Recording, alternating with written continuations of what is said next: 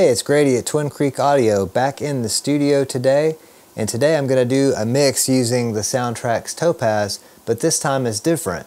The last mixes I've done with the Soundtracs Topaz on this channel, I've used some outboard compressors and I've used the EQ on the board.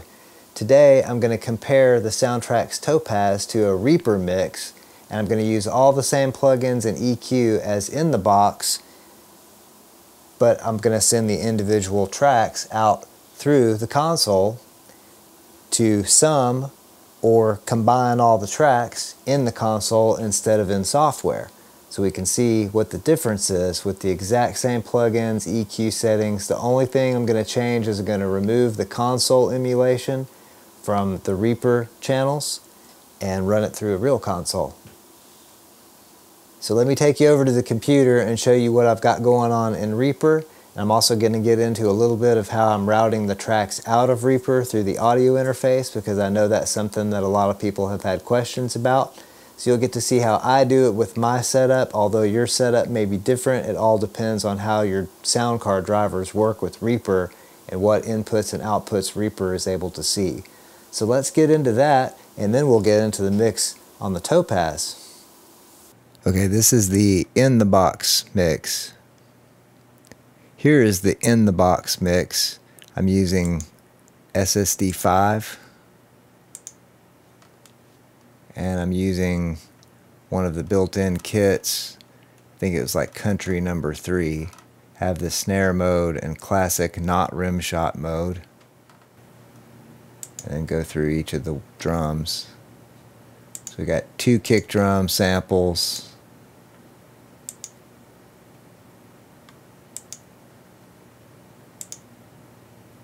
toms, got 3 toms,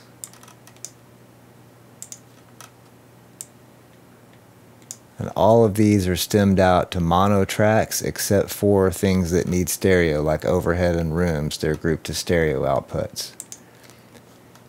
And then we've got all of our outputs from SSD 5 here, and then bass.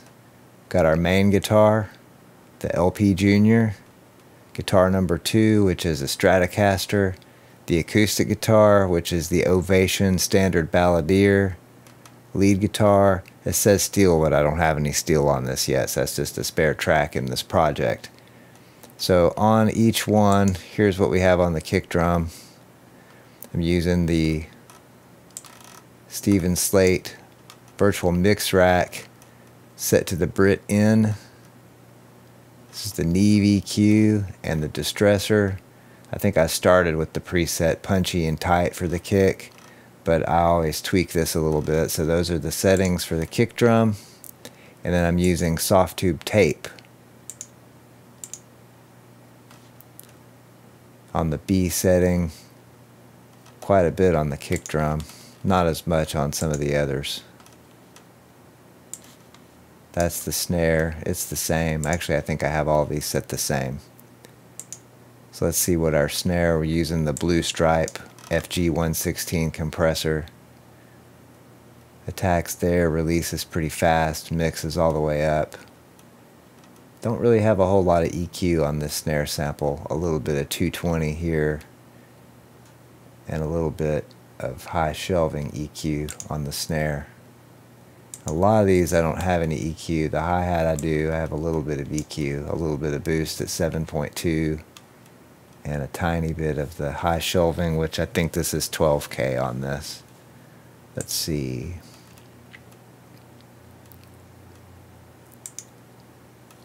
Our toms. All of these are the Brit N setting. Some of these have been tweaked to give me the right gain staging, basically, is what I use these for. I'm not really trying to push it any harder. I almost always leave the drive just set on 6. And then we've got the FG401 compressor on the toms. You can see kind of a slower attack, relatively fast release. Not a real high ratio though, only at 2 there. A little bit of 7.2 added. Not a whole lot going on there. The toms, all of these are going to be similar. Yeah, see, they're almost the exact same settings on the toms. And again, Softube Tape. and I'm using the same settings on all of that. Now let's get over here to some of our other instruments. On bass, I've again virtual mix rack, boosting a little bit at 119 Hertz.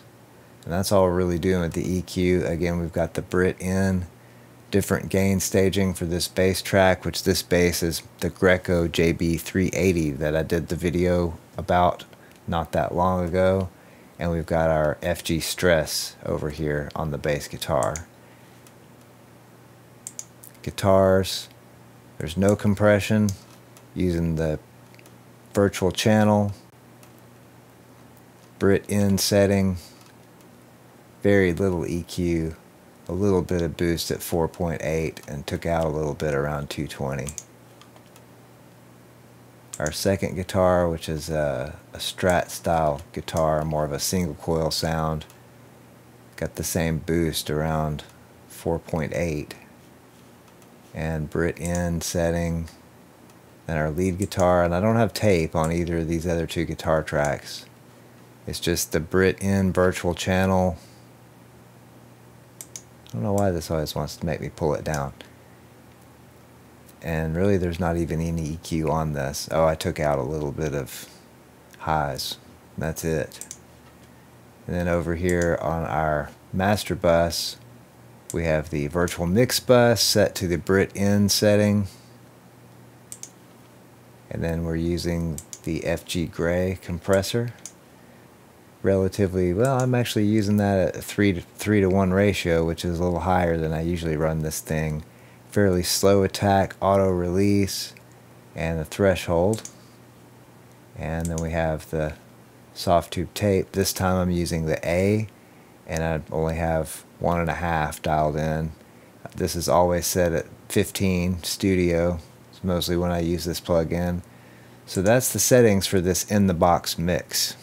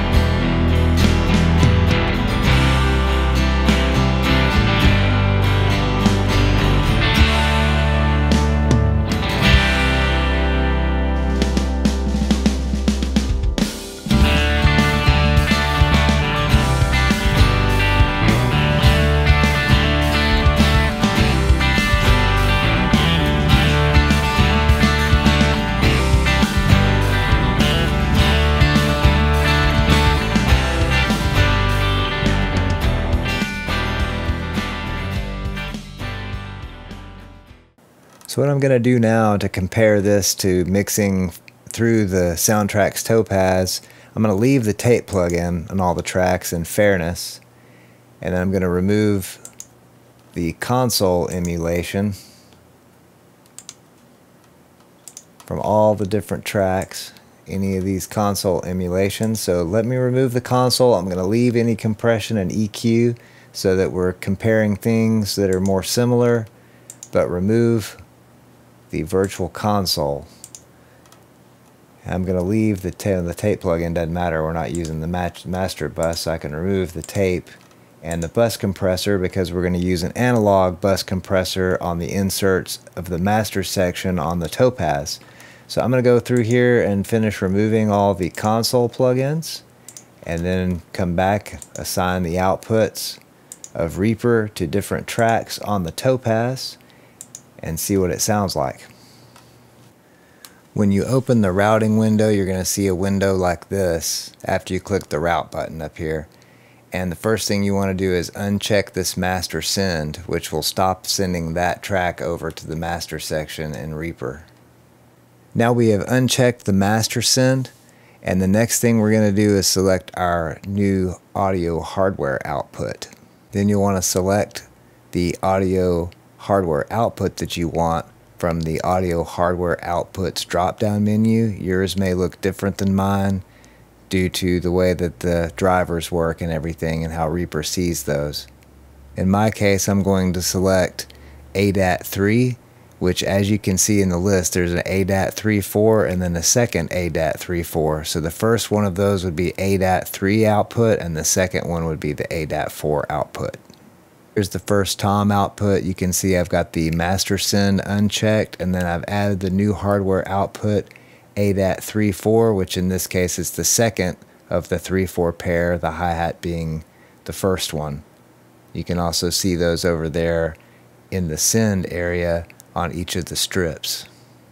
So now I have all of my tracks routed to individual hardware outputs, ADAT1, ADAT2, ADAT3, 4, so on and so forth. When we get over here, we get to the Motu inputs and outputs. Number 1's here, 2 there. And again, these will be labeled different in your DAW of choice and all that kind of good stuff, but this is kind of the idea. And I also have all the pan knobs centered. The only outboard gear I'm running this time is the LA Audio 4x4 stereo compressor on the inserts of the master bus on the Soundtracs Topaz. And I have that set with these settings. The input and output are just set up to have proper gain staging with the console. The attack is at about 5 milliseconds, release 1 second. The ratio is just slightly above 3, and it's really not compressing very much, maybe 2 dB on the big peaks from the drums and things. So we're just barely touching that compressor because we're not using the FG Gray on the master bus like I did in the Reaper mix. So I'm just trying to emulate that with a piece of hardware, even though it's not the same kind of thing. It kind of sounds close, maybe. Not really, but it's still something to try.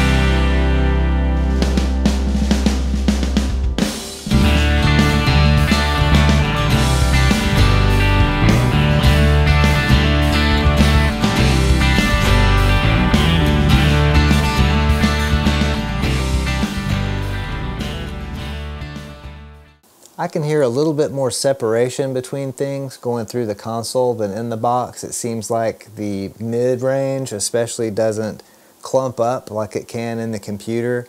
It spreads out a little more evenly, and everything's kind of a little more flat and nice and sits together better.